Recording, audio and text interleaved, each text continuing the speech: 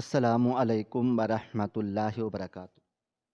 ہمارے پڑوسن کے گھر سے روز بچے کے رونے کی آواز آتی، مگر کسی نے بچہ نہیں دیکھا۔ ایک دن میں دیوار پھاند کر اندر چلا گیا تو دیکھا وہاں کوئی بچہ نہیں تھا، بلکہ ایک ٹیپ ریکارڈر چل رہا تھا اور پڑوسن زمین کھود کر۔ ہمارا محلہ شہر کے ان قدیم اور گنجان آباد علاقوں میں سے ایک تھا جہاں مکانات ایک دوسرے کے ساتھ جڑے ہوئے ہوتے ہیں اور دیواریں اتنی مشترکہ ہوتی ہیں کہ ہمسائے کے گھر میں گرنے کے والے برتن کی آواز بھی دوسرے گھر میں ایسے سنائی دیتی ہے جیسے اپنے باورچی خانے میں کچھ ٹوٹا ہو۔ یہاں کی فضا میں ایک عجیب سا اپنائیت کا احساس تھا، جہاں ہر کوئی دوسرے کے دکھ سکھ سے نہ صرف واقف ہوتا تھا بلکہ اس میں برابر کا شریک بھی سمجھا جاتا تھا۔ ہمارے گھر کے دائیں جانے والا مکان پچھلے کئی سالوں سے ویران پڑا تھا، جس کی دیواروں کا پلستر جھڑ چکا تھا اور جس کے دروازے پر لگا ہوا زنگ آلود تالا اس بات کا گواہ تھا کہ یہاں طویل عرصے سے کوئی مکین نہیں آیا۔ اس ویران گھر کی وجہ سے ہماری گلی میں ایک عجیب سی اداسی چھائی رہتی تھی۔ رات کے وقت وہاں سے گزرتے ہوئے خوف کا احساس ہوتا، مگر پھر ایک دن اچانک وہ زنگ آلود تالا کھل گیا اور اس ویران مکان میں زندگی کے آثار نظر آنے لگے۔ یہ سردیوں کی ایک ٹھٹھرتی ہوئی شام تھی جب ہم نے دیکھا ایک برقع پوش خاتون جس کے ہاتھ میں کچھ پرانی گٹھڑیاں اور سامان تھا، اس گھر میں منتقل ہو رہی ہے۔ اس کے ساتھ کوئی مرد نہیں تھا اور نہ ہی کوئی بہت زیادہ ساز و سامان تھا، بس وہ تنہا تھی۔ اس کی چال ڈھال سے لگ رہا تھا کہ وہ زمانے کی ستائی ہوئی ہے اور حالات کی ماری ہوئی ہے، گویا کوئی بیوہ یا مجبور عورت ہے۔ محلے کی خواتین جو ہمیشہ نئی خبروں کی ٹو میں لگی رہتی تھی، فوراً کھڑکیوں اور چھتوں سے جھانکنے لگی کہ یہ نئی پڑوسن کون ہے اور کہاں سے آئی ہے۔ مگر وہ عورت جس کا نام بعد میں ہمیں شمیم معلوم ہوا بہت ہی کام گو اور پردہ دار تھی۔ اس نے آتے ساتھ ہی اپنے گھر کا دروازہ بند کر لیا اور کسی سے زیادہ ملنا جلنا پسند نہیں کیا۔ شروع کے چند دن تو خاموشی سے گزر گئے، ہمیں لگا شاید کوئی بہت ہی خاموش پسند خاتون ہے، مگر پھر وہ سلسلہ شروع ہوا جس نے پورے محلے کی نیندیں حرام کر دیں اور ہمارے دلوں میں ہمدردی اور تجسس کا ایک ایسا طوفان برپا ہو گیا جس نے ہمیں چین سے بیٹھنے نہ دیا۔ یہ تیسری رات کا پچھلا پہر تھا جب پورا محلہ گہری نیند میں ڈوبا ہوا تھا اور گلیوں میں سناٹا تھا کہ اچانک اس کے گھر سے ایک بچے کے رونے کی آواز آئی۔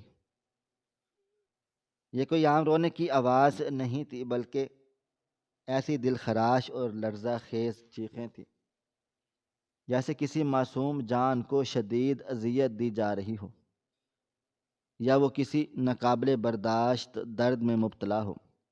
وہ آواز اتنی تیز اور دردناک تھی کہ میری آنکھ کھل گئی اور میرا دل زور زور سے دھڑکنے لگا۔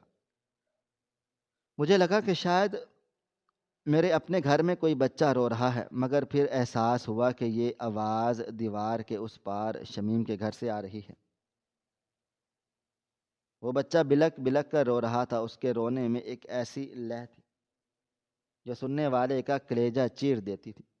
میری والدہ جو تہجد کے لیے بیدار ہو چکی تھی، وہ بھی پریشانی کے عالم میں میرے کمرے میں آئیں اور کہنے لگیں، بیٹا یہ کیسی آواز ہے؟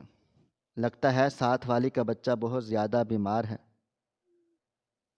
یا اسے کوئی تکلیف ہے، خدا خیر کرے، اتنی رات گئے یہ معصوم کیوں تڑپ رہا ہے۔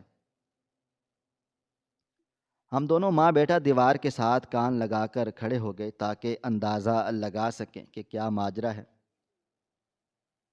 مگر سوائے بچے کے رونے کے اور کسی چیز کی آواز نہیں آ رہی تھی۔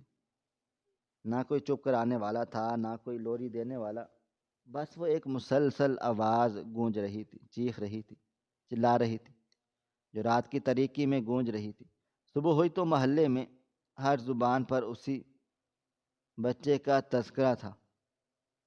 ہر کوئی پوچھ رہا تھا کہ تم نے وہ آواز سنی؟ کتنا درد تھا اس معصوم کی چیخوں میں۔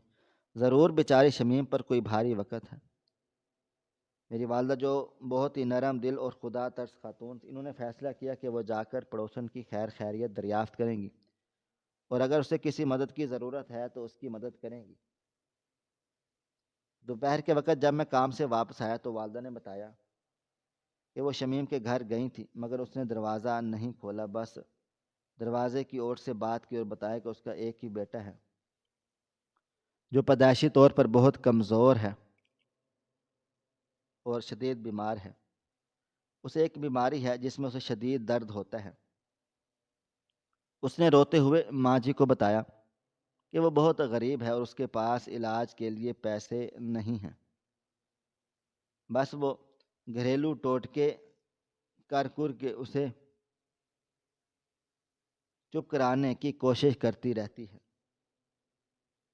یہ سن کر میری والدہ کی آنکھوں میں آنسو آ گئے اور انہوں نے اسی وقت گھر سے کچھ پیسے اور راشن اکٹھا کیا اور مجھے کہا جاؤ یہ شمیم کو دے آؤ تاکہ وہ اپنے بچے کا علاج کروا سکے۔ اور جب میں شمیم کے دروازے پر گیا اور دستک دی تو کافی دیر بعد دروازہ ذرا سا کھلا اور ایک میلی کچیلی چادر میں لپٹی ہوئی عورت نے آدھا چہرہ باہر نکالا۔ اس کی آنکھیں سوجی ہوئی تھیں اور چہرے پر ہوائیاں اڑ رہی تھیں۔ میں نے ادب سے سلام کیا اور والدہ کا بھیجا ہوا سامان اور پیسے اس کی طرف بڑھاتے ہوئے کہا، خالہ یہ میری والدہ نے بھیجا ہے آپ کے بچے کے لیے، آپ اس کا علاج کروائیں، اور ہاں اگر کسی چیز کی ضرورت ہو تو ہمیں بتائیں۔ اس نے کانپتے ہاتھوں سے وہ سامان لے لیا اور پھر اس کی آنکھوں میں سے آنسو بہنے لگے۔ اس نے مجھے ڈھیروں دعائیں دیں اور جلدی سے دروازہ بند کر لیا، جیسے اسے ڈر ہو کہیں میں اندر نہ جھانک لوں۔ اس کے بعد سے یہ معمول بن گیا کہ روزانہ رات کو اور اکثر دن کے اوقات میں بھی اس گھر سے بچے کے رونے کی آوازیں آتی، اور ہر بار آوازیں اتنی ہی دردناک ہوتی جتنی پہلی بار تھی۔ محلے کے لوگ جو بہت زیادہ جذبات رکھنے والے تھے وہ اس آواز کو سن کر ہی تڑپ اٹھتے تھے۔ کسی گھر میں اچھا کھانا پکتا تو سب سے پہلے شمیم کے گھر بھیجتے، شاید اس کا بچہ بھوکا ہو۔ کوئی بازار سے مہنگا دودھ لا کر دیتا تو کوئی پھل اور بسکٹ وغیرہ اس کے دروازے پر رکھ جاتے، اور شمیم ہر بار دروازہ تھوڑا سا کھولتی اور روتی ہوئی صورت بناتی اور چیزیں لے کر غائب ہو جاتی۔ وہ کبھی کسی کو اندر آنے کی اجازت نہیں دیتی تھی اور نہ ہی کبھی اس نے اپنے بچے کو باہر لا کر کسی کو دکھایا تھا۔ محلے کی عورتیں آپس میں باتیں کرتی کہ پتہ نہیں کیسا بچہ ہے، کسی نے آج تک اس کی شکل نہیں دیکھی، بس آواز سنی ہے۔ کچھ خواتین کا کہنا تھا کہ شاید اس پر کسی اسیبی سائے کا اثر ہے، اس لیے وہ اسے چھپا کر رکھتی ہے، جبکہ میں کچھ کہتی تھی کہ شاید وہ جسمانی طور پر کمزور ہے اور شمیم نہیں چاہتی کہ کوئی اس کے بچے کو دیکھ کر باتیں بنائے۔ بہرحال وجہ جو بھی تھی، اس بچے کی آواز نے پورے محلے کو اپنی گرفت میں لے رکھا تھا۔ مجھے بھی اکثر راتوں کو جاگنا پڑتا کیونکہ وہ آواز میرے کمرے کی دیوار کے بالکل ساتھ سے آتی تھی۔ کبھی کبھی مجھے شک گزرتا یہ کیسی بیماری ہے جو نہ ٹھیک ہو رہی ہے، نہ کم ہو رہی ہے، اور نہ بچے کی آواز میں کوئی تبدیلی نہیں آتی، چاہے دن ہو یا رات ہو، وہ ایک ہی سر اور ایک ہی لے میں روتا تھا۔ مگر پھر میں نے اپنے دل کو سمجھا لیتا کہ میں کتنا وہمی ہوں، ایک دکھی عورت کے بارے میں کیسے کیسے خیالات لا رہا ہوں۔ ہو سکتا ہے بچے کی تکلیف ہی ایسی ہو۔ وقت گزرتا گیا اور شمیم کے گھر آنے والے راشن اور پیسوں میں اضافہ ہوتا چلا گیا۔ محلے کے لوگ اب اسے باقاعدہ وظیفہ دینے لگے کہ بیچاری بیوہ ہے اور بیمار بچے کی ماں ہے۔ ثواب کا کام سمجھ کر سب اس کی مدد کرتے تھے، لیکن بچے کی حالت میں کوئی سدھار نہیں آ رہا تھا۔ ایک دوپہر میں جب میں گھر پر تھا، اچانک بچے کے رونے کی آواز تیز ہو گئی، اتنی تیز کہ برداشت کرنا مشکل ہو رہا تھا۔ ایسا لگ رہا تھا جیسے بچے کا دم گھٹ رہا ہو۔ میری والدہ سے رہا نہ گیا، وہ پریشانی کے عالم میں اٹھی اور کہنے لگی، بیٹا اب پانی سر سے گزر چکا ہے، مجھے لگتا ہے آج بچے کی طبیعت بہت زیادہ خراب ہے، کہیں ایسا نہ ہو کہ وہ مر جائے۔ ہمیں زور زبردستی یہاں سے نکالنے کی کوشش کو زبردست جا کر دیکھنا بھی چاہیے، اگر ضرورت پڑے تو اسے ہسپتال لے کر جانا چاہیے۔ میں نے حامی بھر لی، کیونکہ مجھ سے وہ چیخیں سنی بھی نہیں جا رہی تھی۔ میں نے اپنی جیب میں مزید رقم رکھی اور والدہ کے ساتھ شمیم کے دروازے پر پہنچ گیا۔ میں نے زور زور سے دروازہ کھٹکھٹایا، اندر سے رونے کی آواز مسلسل آ رہی تھی، مگر کوئی بھی دروازہ کھول نہیں رہا تھا۔ میں نے ایک اور زوردار دستک دی اور پکارا، خالہ دروازہ کھولیں، ہم آپ لوگوں کی مدد کے لیے آئے ہیں، بچے کو ہسپتال لے چلیں۔ کافی دیر کے بعد دروازے کی کنڈی کھلنے کی آواز آئی اور شمیم نے ہمیشہ کی طرح دروازہ ذرا سا کھولا اور اس کے چہرے پر ایک اطمینان اور گھبراہٹ بھی تھی، پسینہ بھی تھا۔ میری والدہ نے آگے بڑھ کر کہا، شمیم بہن اب بہت ہو گیا، لاؤ بچے کو ہمیں دکھاؤ، ہم شہر کے بڑے معالج کے پاس لے کر جائیں گے، سارا خرچہ اٹھائیں گے۔ دیکھو تو صحیح اس معصوم کا حال کیا ہو گیا ہے، رو رو کر اس کا گلا بیٹھ گیا ہے، اور تم کیوں ضد کر رہی ہو؟ نکالو اسے باہر، ہم اسے اپنی گاڑی میں لے کر جائیں گے۔ شمیم یہ سب سن کر ایک دم سہم گئی تھی اور اس نے دروازہ بند کرنے کی کوشش کی، مگر میں نے اپنا پاؤں دروازے کے بیچ میں اڑا دیا اور کہا، نہیں خالہ، آج ہم دبایا اور کہا، نہیں جائیں گے، آج اس مسئلے کا حل نکالنا ہوگا، آپ کب تک اس معصوم کو گھر میں قید رکھیں گی؟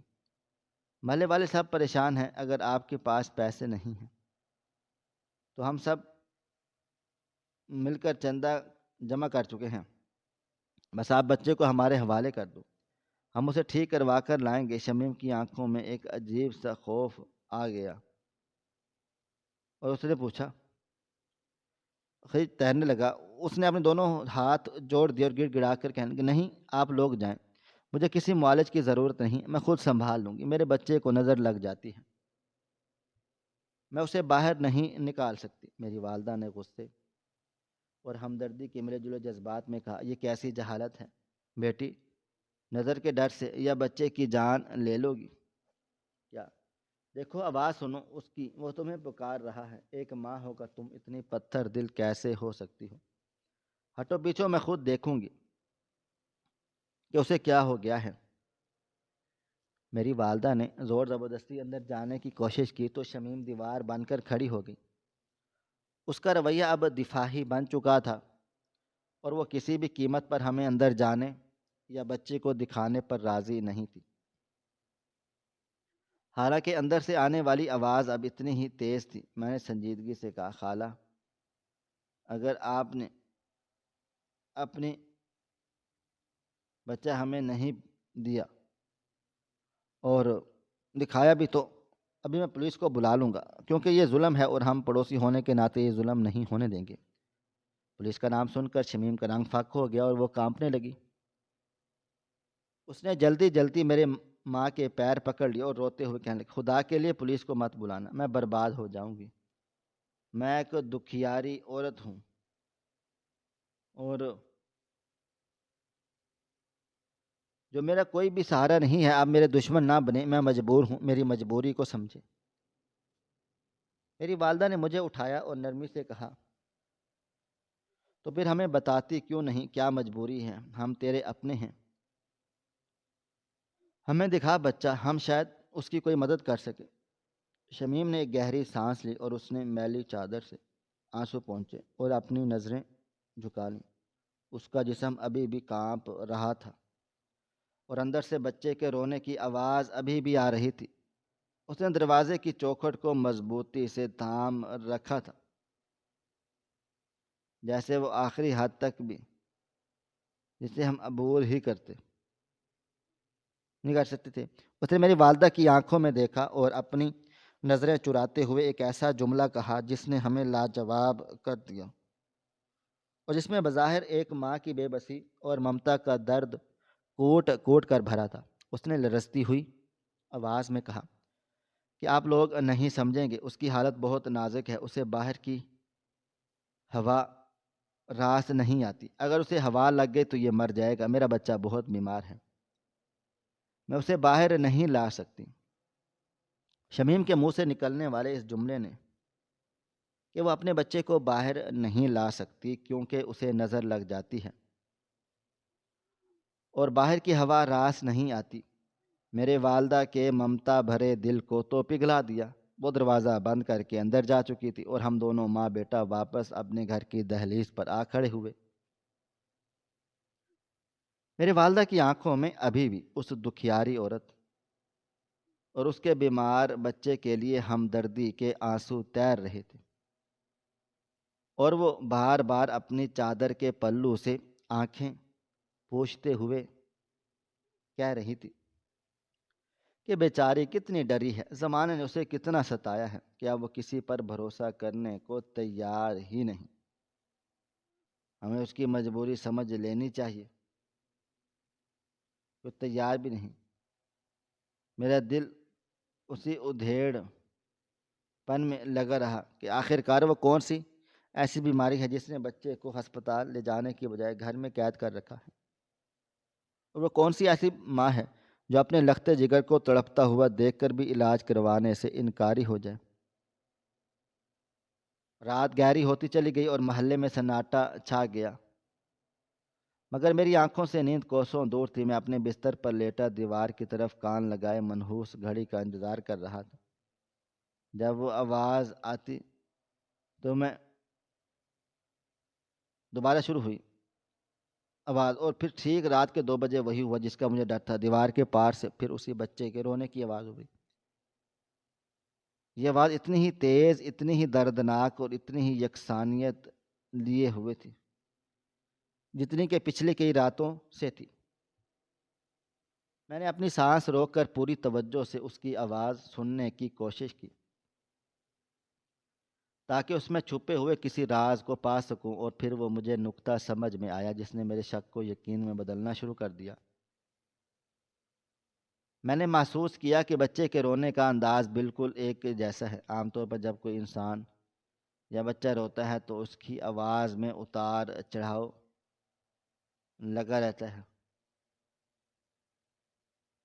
کبھی وہ تھک کر خاموش ہو جاتا ہے، کبھی سسکیاں لیتا ہے اور کبھی زور زور سے چیختا چلاتا ہے، مگر اس بچے کی آواز میں اس ایک عجیب و غریب قسم کا تسلسل تھا۔ وہ ایک خاص سر پر شروع ہوتا تھا،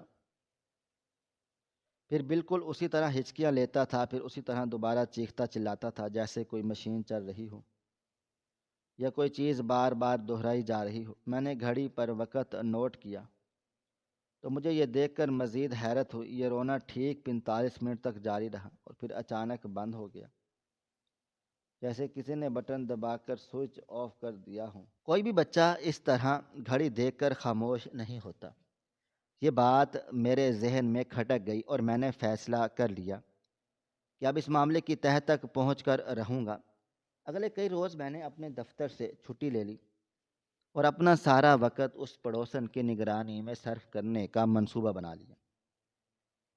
میں نے اپنے گھر کی چھت پر ایک ایسی جگہ ڈھونڈ لی جہاں سے میں چھپ کر اس کے گھر کا دروازے کا اور صحن کے کچھ حصے پر نظر رکھ سکتا تھا،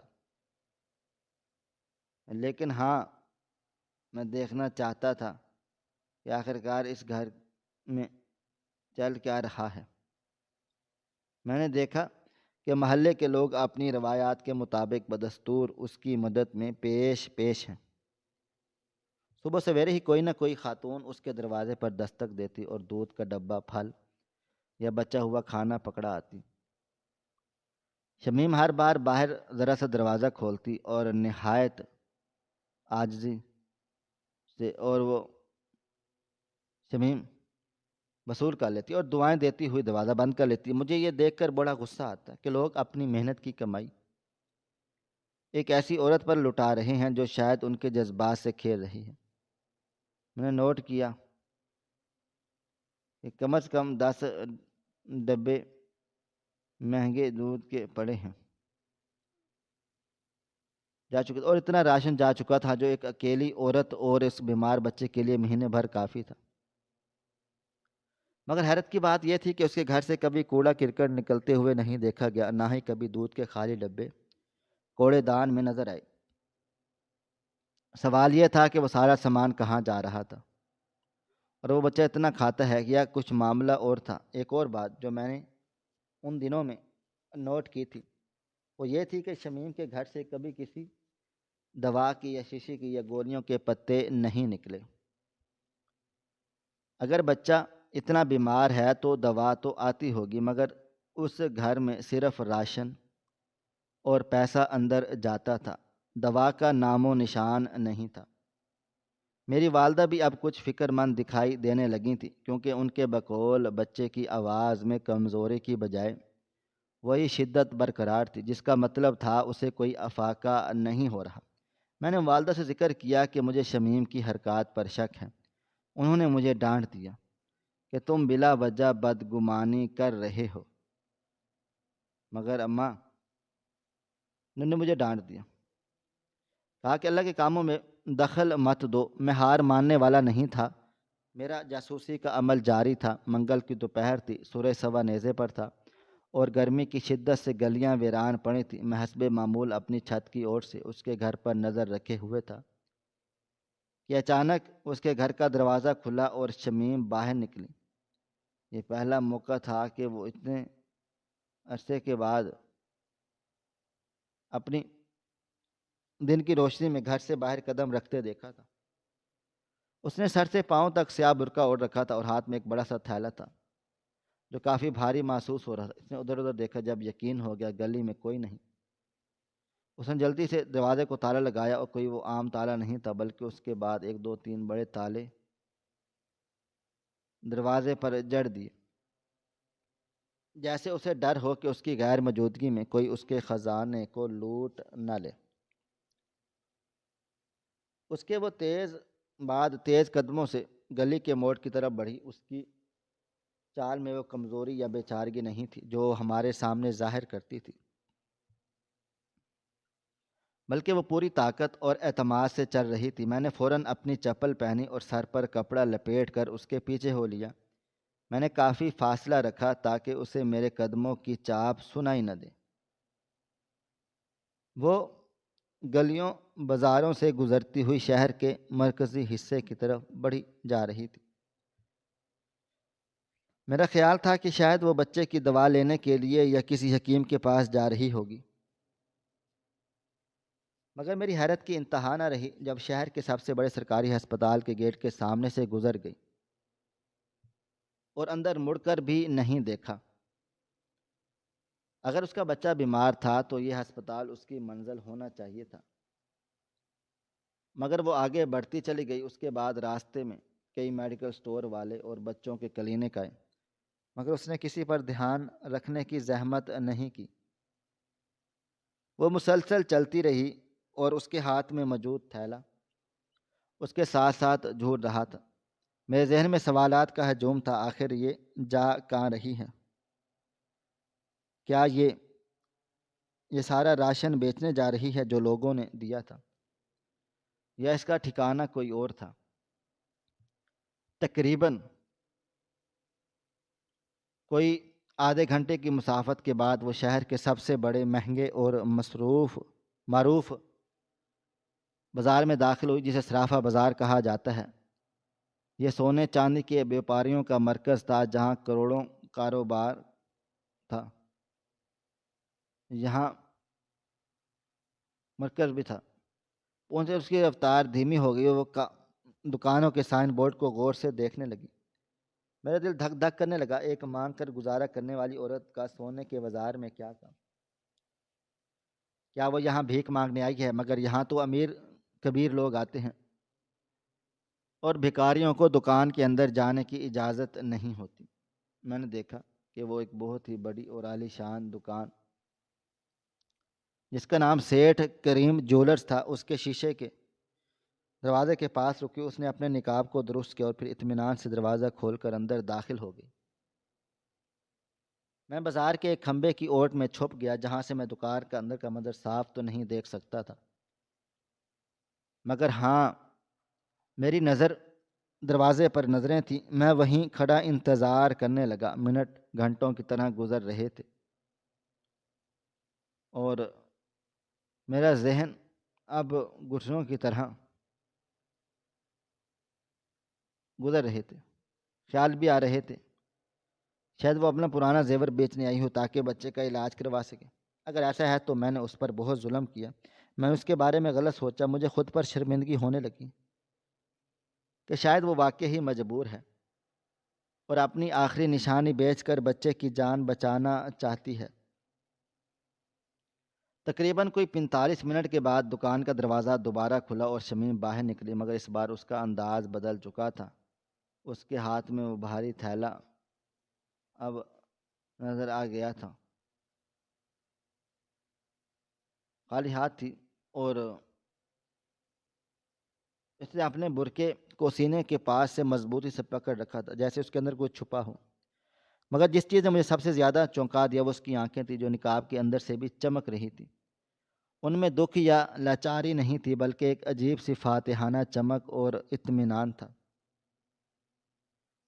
جیسے کوئی بہت بڑی جنگ جیت کر آیا ہو، کوئی بہت بڑا سودا کر کے نکلا ہو۔ وہ دکان سے نکل کر دائیں جانے مڑی اور اس کے چہرے پر موجود نقاب ہوا سے تھوڑا سا سرکا تو میں نے اس کے ہونٹوں پر ایک مسکراہٹ دیکھی جو اس کی مفلسی کا منہ چڑھا رہی تھی۔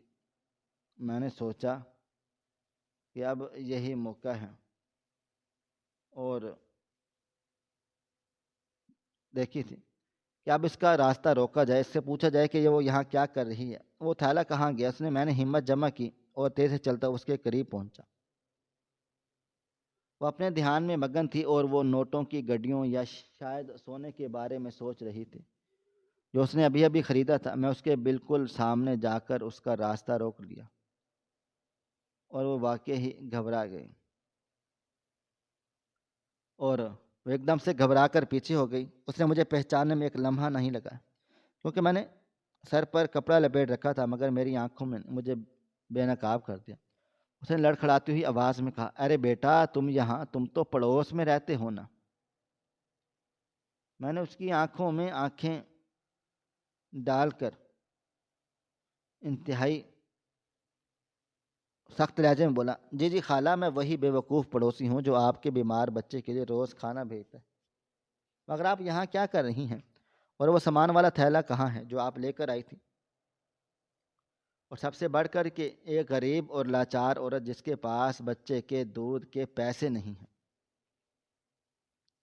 وہ شہر کے سب سے مہنگے سنار کی دکان کے اندر پونے گھنٹے تک کیا کرتی رہی ہیں؟ میری باتوں نے ان کے ہوش اڑا دیے۔ اس کا رنگ فاق ہو گیا اور وہ ادھر ادھر دیکھنے لگی تاکہ بھاگنے کا راستہ ڈھونڈ سکے،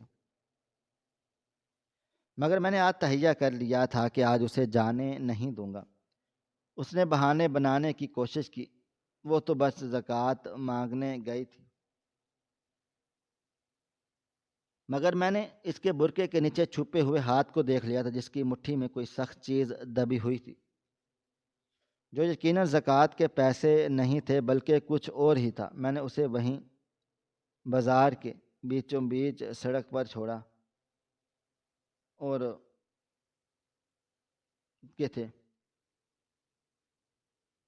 روک لیا اور اب وہ میرے اور حقیقت کے درمیان پھنس چکی۔ اور بازار کے بیچوں بیچ جب میں نے اس مکار عورت کا راستہ روکا اور اس کی آنکھوں میں آنکھیں ڈال کر وہ چبھتے ہوئے سوالات کیے تو ایک لمحے کے لیے اس کے چہرے پر ہوائیاں اڑ گئیں اور مجھے لگا کہ شاید اب یہ اپنے گناہوں کا اعتراف کر لے گی یا کم از کم گھبرا کر سچ اگل دے گی،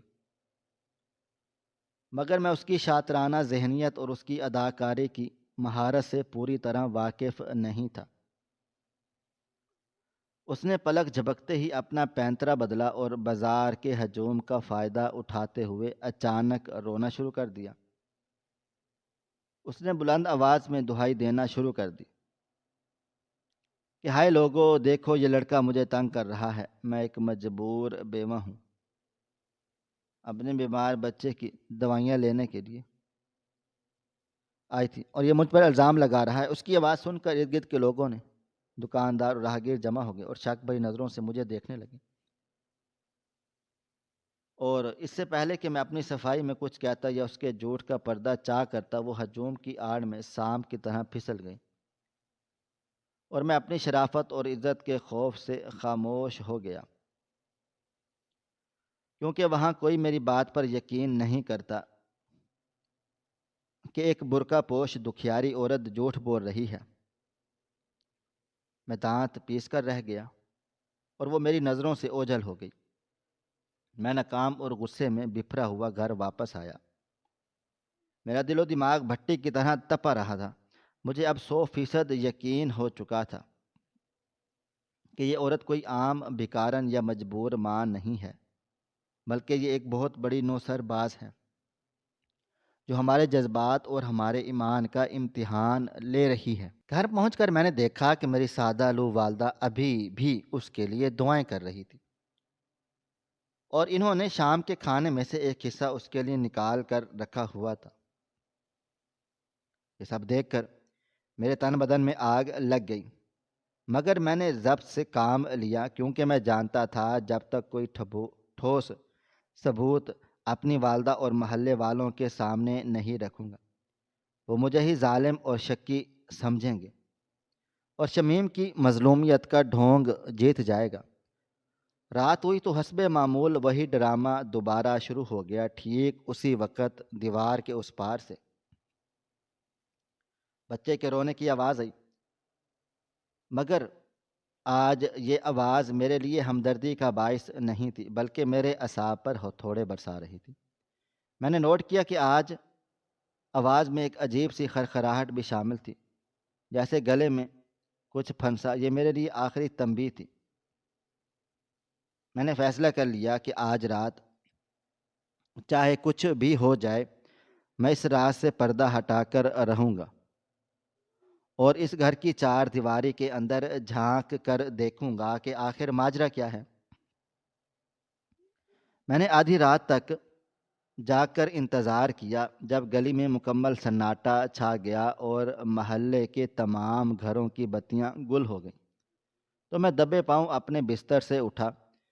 میں نے اپنی چپل اتاری تاکہ پیروں کی آواز نہ ہو، اور ننگے پاؤں سیڑھیاں چڑھ کر چھت پر چلا گیا۔ سرد ہوا چل رہی تھی، آسمان پر بادل چھائے ہوئے تھے، جس کی وجہ سے اندھیرا اور بھی گہرا ہو گیا تھا۔ میں نے چھت کی منڈیر سے نیچے جھانک کر دیکھا، شمیم کے گھر کے صحن میں گھپ اندھیرا تھا، مگر بچے کے رونے کی آواز وہیں سے مسلسل آ رہی تھی۔ میرا دل زور زور سے دھڑک رہا تھا، اور کیونکہ میں کسی کے گھر میں بلا اجازت گھسنے کا جرم کرنے جا رہا تھا، مگر سچائی جاننے کے لیے یہ ناگزیر تھا۔ ہماری اور شمیم کے گھر کی ایک دیوار مشترک تھی، اور وہ ایک جگہ سے کچھ ٹوٹی ہوئی تھی۔ میں نے اللہ کا نام لیا اور دیوار پر چڑھ گیا، اور دوسری طرف صحن میں موجود ایک پرانے نیم کے درخت کے تنے کے سہارے نیچے اتر گیا۔ میرے پاؤں زمین پر لگتے ہی ایک خشک پتے کے ٹوٹنے کی آواز آئی، جس پر میں سہم کر وہیں درخت کے پیچھے چھپ گیا اور سانس روک کے کر کھڑا ہو گیا تھا، مگر وہاں کوئی ہلچل نہیں ہوئی سوائے اس مسلسل رونے کی آواز کے، جو اب ہوئی تھی، بالکل قریب سے آ رہی تھی۔ میں نے ہمت جمع کی اور آواز کی سمت بڑھا۔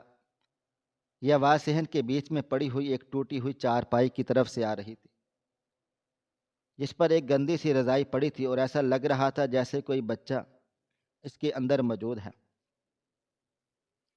میرا دل حلق میں آ گیا کہ شاید میں غلط تھا اور وہاں واقعی کوئی بچہ ہے جو سردی میں ٹھٹر رہا ہے۔ میں نے لرزتے قدموں کے ساتھ چارپائی کے قریب جا پہنچا اور کانپتے ہوئے ہاتھوں سے وہ چارپائی اٹھائی تو میری آنکھوں کے سامنے کا جو منظر تھا اس نے میرے سارے شکوک کو حقیقت کا روپ دے دیا۔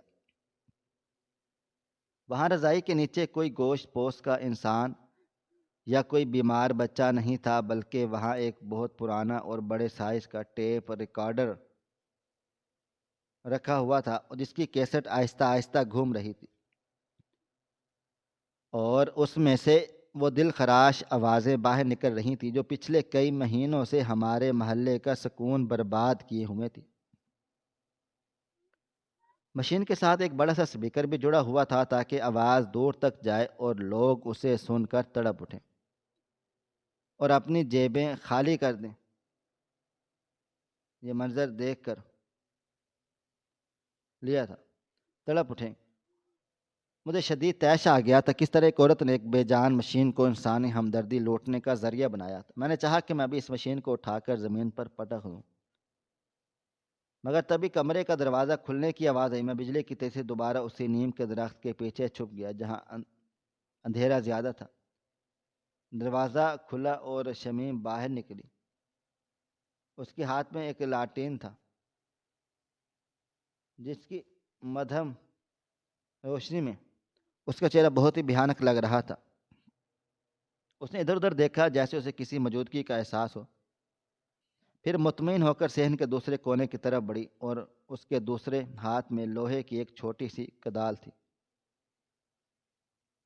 جسے دیکھ کر مجھے پہلے تو خوف آیا کہ شاید مجھے مارنے کے لیے لائی ہے، مگر وہ میری طرف نہیں آئی بلکہ وہ صحن کے کچے حصے کی طرف گئی جہاں مٹی کچھ نرم لگ رہی تھی۔ اس نے لاٹین زمین پر رکھی اور اس ٹیپ ریکارڈر کی آواز کو نظر انداز کرتے ہوئے جو ابھی بھی چل رہا تھا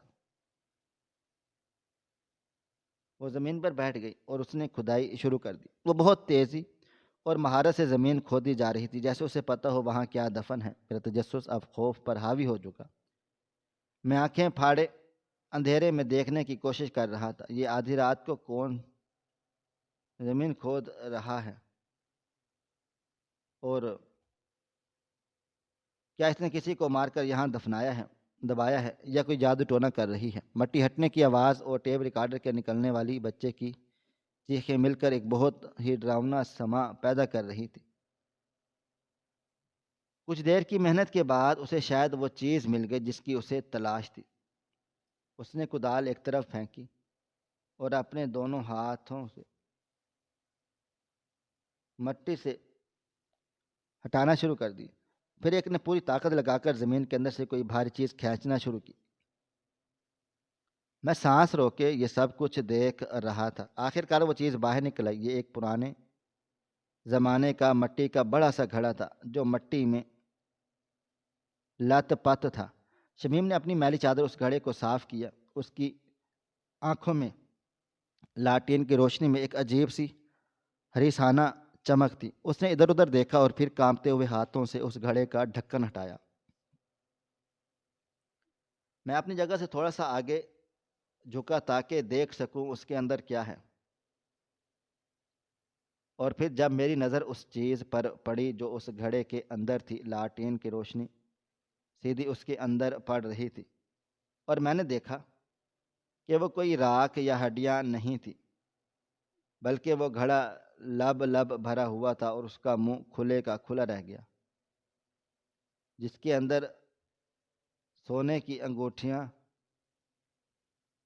چوڑیاں اور نوٹوں کی لاتعداد گڈیاں جھانک رہی تھیں۔ اس گھڑے کے کھلے منہ سے جھانکتی ہوئی سونے کی وہ چمک اور نوٹوں کی وہ گڈیاں دیکھ کر میرا دماغ بھگ سے اٹھ گیا اور مجھے اپنی آنکھوں پر یقین نہیں آیا کہ یہ وہی عورت ہے جو صبح شام ایک ایک نوالے اور ایک ایک روپے کے لیے روتی تھی اور ہمارے ٹکڑوں پر پلتی تھی۔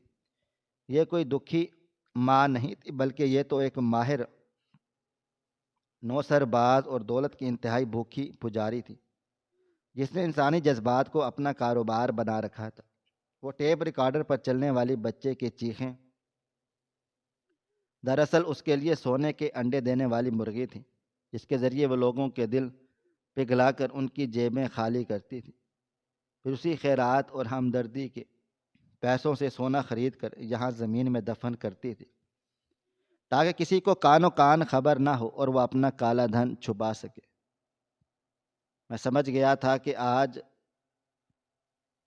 کی دکان پر بھی سنار کی دکان پر اس نے کوئی زکوٰۃ مانگنے نہیں گئی، بلکہ وہ اپنی مہینے بھر کی جمع شدہ کمائی کو سونے میں تبدیل کرنے گئی تاکہ اسے سنبھالنا آسان ہو، اس لیے وہ دکان سے نکلتے وقت انتہائی مطمئن تھی۔ میں نے وہیں درخت کی اوٹ سے دیکھا کہ اس نے قمیض کی خفیہ جیب سے وہ سونے کے زیورات نکالے جو آج خریدے تھے اور انہیں چوم کر اس گھڑے میں ڈال دیا، اور پھر ایک شیطانی مسکراہٹ کے ساتھ گھڑے کا ڈھکن بند کر دیا۔ اس سے پہلے کہ وہ دوبارہ دفن کرتی، میں نے فیصلہ کیا کہ اب مزید چھپنا بزدلی ہوگی۔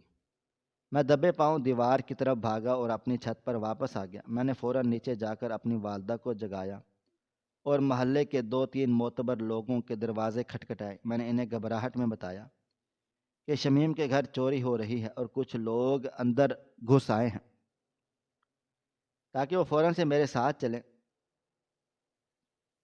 سب لوگ لاٹھیاں اور لاٹھی لے کر میرے ساتھ شمیم کے دروازے پر پہنچے۔ انہوں نے دروازہ توڑنے کا اشارہ کیا، اور جیسے ہی ہم نے مل کر دروازہ زوردار دھکا لگایا تو کچی دیوار ٹوٹ گئی اور ہم سب شور مچاتے ہوئے صحن میں داخل ہوئے۔ تو وہاں کا منظر دیکھ کر سب کے ہوش اڑ گئے۔ ان کے ہاتھوں سے لاٹھیاں گر گئیں۔ شمیم ابھی بھی گھڑا ہاتھ میں لیے بیٹھی تھی اور پاس ہی وہ مشین چل رہی تھی جس سے بچے کے رونے کی مسلسل آوازیں آ رہی تھی۔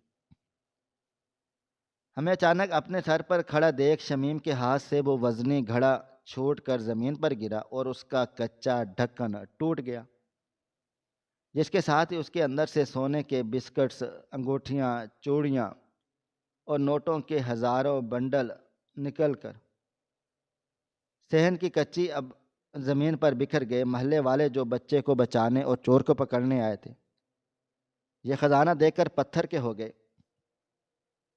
میری والدہ نے آگے بڑھ کر وہ میلی رضائی ہٹائی تو نیچے مشین کو چلتا ہوا دیکھ ان کے منہ سے چیخیں نکل گئیں۔ وہاں کوئی گوشت پوست کا بچہ نہیں تھا، بس ایک بے جان آلہ تھا جو مسلسل رو رہا تھا۔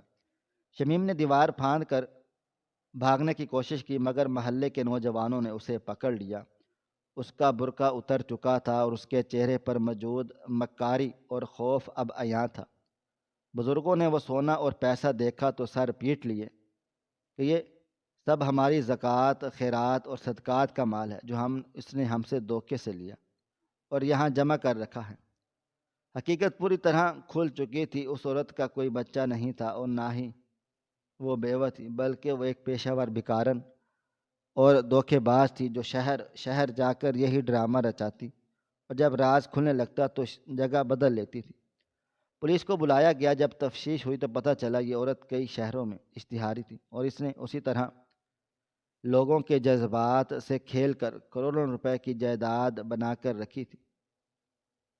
پولیس نے اسے ہتھکڑیاں لگا کر لے کر گئی تھی اور وہ ٹیپ ریکارڈر جو اسے خاموش ہو چکا تھا اب صحن میں پڑا عبرت کی داستان سنا رہا تھا۔ اس دن پورے محلے نے توبہ کی کہ آئندہ کبھی تحقیق کے بغیر کسی کی ظاہری حالت اور آنسوں پر اعتبار نہیں کریں گے، کیونکہ بعض اوقات آنسوں کے پیچھے صرف اور صرف فریب اور سونے کے گھڑے چھپے ہوئے ہوتے ہیں۔ ہماری آج کی یہ کہانی آپ کو کیسی لگی؟ کومنٹ باکس میں اپنی رائے کا اظہار ضرور کریں اور ہمارے چینل کو سبسکرائب کر لیں۔ شکریہ۔ اللہ حافظ۔